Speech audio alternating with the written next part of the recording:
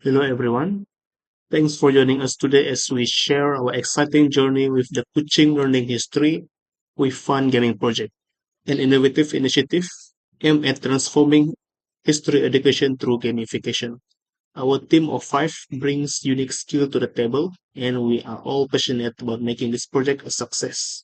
With a revised budget of 120,000 ringgit and a timeline of 110 working days, we are aligning this project with Malaysian digital education goals.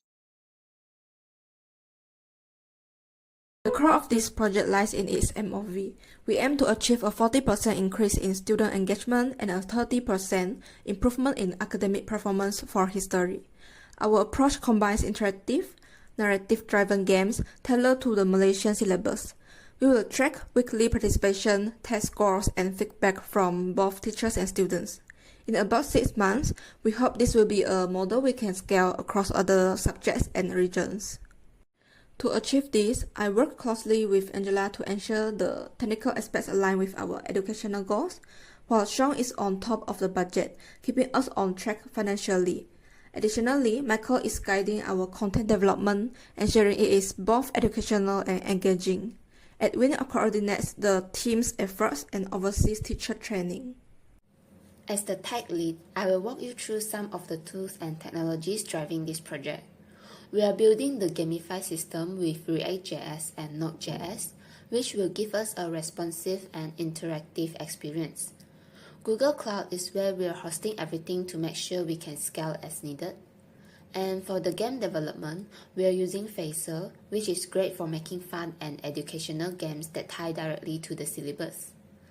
We are also committed to data security, so we have integrated the Open Web Application Security Project, or WAPS, that attack proxy, the API, to protect user information. Beyond just building the system, our training programs will empower teachers to effectively and smoothly integrate our system in their history classrooms, ensuring a seamless adoption. I am constantly working with Michael to ensure the content fits the syllabus, while working with Shawn to balance technical needs against the budget. I also team up with Chieng to prioritize tasks and Edwin for organizing training sessions for the teachers. Of course, no project is without its challenge, and as the educational content specialist, I've been working hard to balance educational alignment with student engagement. We've been tackle issues like device and connectivity limitation by optimizing content for accessibility. To address this, we have optimized everything for accessibility. We also set up workshop to help teachers adjust this new gamified approach. To keep this project on track, clear and strong risk management strategies are in place to address potential delays, resource availability, and alignment issues, ensuring the project remains on track. I collaborate closely with Angela to turn the educational needs into engaging content, while collaborating with Edwin to design effective teacher training. Cheng keep us on track with content milestone, and Shawn has ensured we have the financial resources to make it all possible. From a financial perspective, one of the biggest challenges we faced was reducing the budget from 150,000 ringgit to 120,000 ringgit without sacrificing quality. Along with that, we also had to reduce the timeline from 123 to 110 working days. We managed this by optimizing how we allocate resources and adjusting the duration of certain tasks. The revised schedules keeps things efficient but allows for flexibility if unexpected challenges arise. In the end, we managed to balance cost and time to make sure the project remained both financially viable and impactful. I have worked closely with Chieng to optimize resource allocation within the schedule, and Angela and I have made sure that all technical costs are justified and stay within budget. Michael provides input on content-related costs, while Edwin ensures we allocate funds for teacher trainings and team management. Once we have implemented the system, it's important that we measure how well everything's working. We have established clear metrics such as tracking participation rates and test scores, and collecting feedback from students and teachers.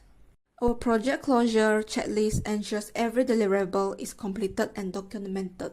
For system deployment, we have chosen a direct cutover approach, which means we will switch over to the new system completely on a set date, reducing complexity and minimizing costs while ensuring timely delivery. In this phase, I coordinate with Angela to validate the system is running smoothly.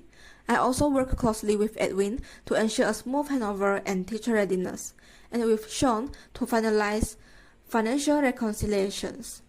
Michael contributes by collecting and analyzing feedback from educators and students. To further break down the project, we have created a deliverable structure chart DSC and a work breakdown structure WBS. The DSC outlines the key deliverables like the gamified system, teacher training, and evaluation tools, while the WBS breaks everything down into specific tasks, such as content creation, system development, testing, and deployment. This ensures that every task is accounted for and contributes to meeting our project goals. I work with Chieng to define these deliverables and tasks, making sure that they align with the project's goals. Shawn helped guide the resource allocation for each phase, while Michael and Edwin provided insight on content creation and teacher training. As the human resource manager for this project, I play a vital role in team building, resource management, and fostering collaborations. I recruited skilled professionals, organized educator training programs, and ensure efficient resource allocations across all project phases. By developing a comprehensive handover checklist and archiving materials, I facilitated a smooth project closure.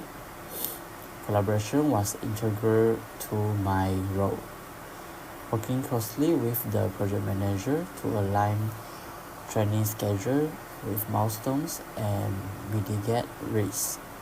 I partner with the technical expert to ensure seamless integrations of technical and educational components and supported the educational content specialists in aligning gamified content with the national syllabus. Additionally, I collaborated with the financial manager to manage HR-related expenses and procure resources for training sessions. These efforts ensure a cohesive, efficient team environment that contributed to the project's success. Collaboration was integral to my role. I worked closely with the project manager to align training schedule with project milestones and supported risk identifications and mitigation strategies.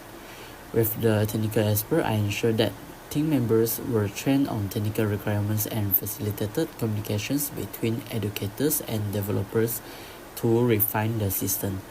I collaborated with the educational content specialist to align gamified content with the national syllabus and coordinated workshops to integrate this content into classroom effectively. Additionally, I partner with the financial manager to manage HR-related expenses. In conclusions, the Kuching Learn History with Fun Gaming project aims to set a benchmark for the digital learning in Malaysia by integrating gamified educations to enhance student engagement and academic performance. Through a cohesive and collaborative team effort, the project is well positioned to deliver a lasting impact on education by promoting innovation, scalability, and alignment with the national syllabus. This initiative not only addresses current educational challenges but also lays the foundations for future advancement in digital learning across the country.